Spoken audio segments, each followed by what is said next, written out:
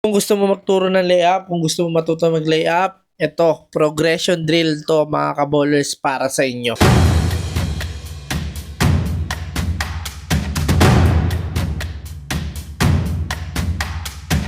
Ngayon, so ground zero to, hindi marunong mag-layup. So tuturuan natin siya kung paano mag-layup. So yung first muna, right foot sa likod, no? Practicing the movement first. And then after noon mga kaballers, yung pagtama naman sa board. Kasi maraming bata ngayon, lalo na pag ground zero, hindi nila alam kung paano patamain yung bola pagle-layup. So kailangan gagamitin nila yung board. And then mga kaballers, once na na-master na nila or alam nila na dapat patamain, kailangan lalayo nyo na siya ng konti, no? Yung nasa side. And then right foot sa likod, and then they have to lay up mga kaballers, no? So kung napapansin nyo, nasa progression pa rin tayo. And then after nun, ang next progression naman natin, maglalagay tayo ng dalawang cone, and then maggagawa tayo ng 1-2 step, then lay up, no? At first mga kaballers, may hirapan yan talaga, magta-traveling yan, pero ganun talaga. Bakit? Kasi hindi pa sila marunong no? Tapos kailangan mo lang talaga pagawin ng pagawin. Tapos magde-develop yan ng technique or masasanay yan. Once na nasanay sila, kagaya nito, magagawa naman na nila mga kaballers, no? Tandaan nyo, pag nagtuturo kayo sa bata, hindi pwede na nagmamadali kayo, no? So, 1-2 step ang next progression natin, then lay up. Then after nun, ang gagawin naman natin is 1 dribble, pick up. So, ang first na papagawa natin, 1 dribble, pick up muna. 1 dribble, pick up. No? So, yan muna yung first na gagawin natin. 1 dribble, pick up. And then once na nasanay na sila dyan mga kaballers, sa-add naman natin yung 1-2 step.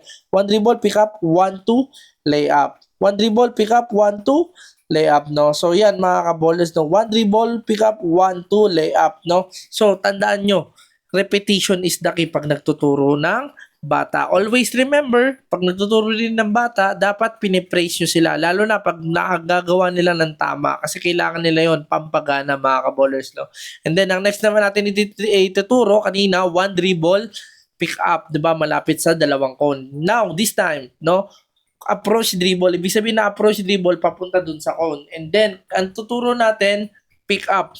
Approach dribble, then one dribble, pick up, no? So, dito sila magi-struggle.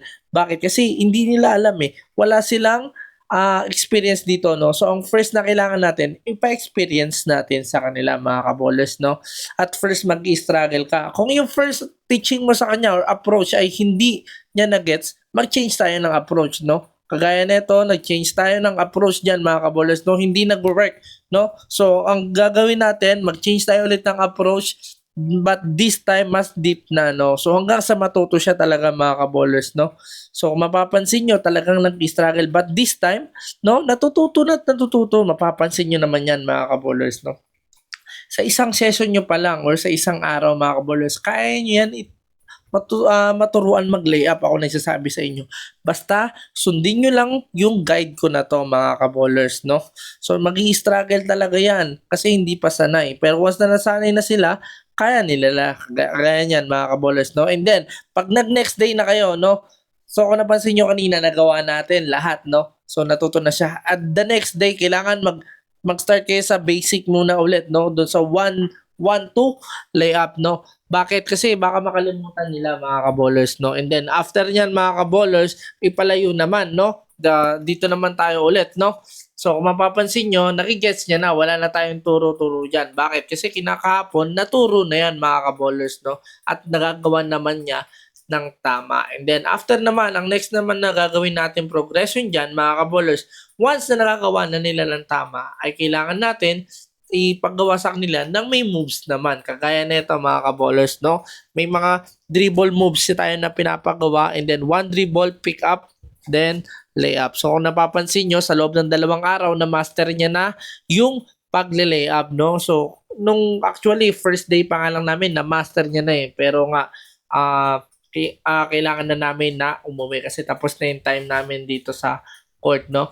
Pero kung mapapansin nyo, believe ako sa batang to kasi persistent siya, no? Talagang gusto niya matuto. Kung napansin nyo, sa third day naman namin, yan, wala na yung cone, no? So, wala na siyang guide, no? So, ang maganda dito, natuto mag-layup. Actually, left and right na nga siya ngayon na mag-layup, no? So, talagang hindi matatawaran yung experience or pagtuturo natin sa mga bata na to, no? So kung napansin nyo, may bantay naman siya, nagagawa niya na ng tama. So malaking improvement to, lalo sa mga bata, mga kabolers. Always remember, pag nagturo tayo ng bata, be patient, praise him every time or yung tinuturuan nyo para hindi sila ganahan. Repetition is the key.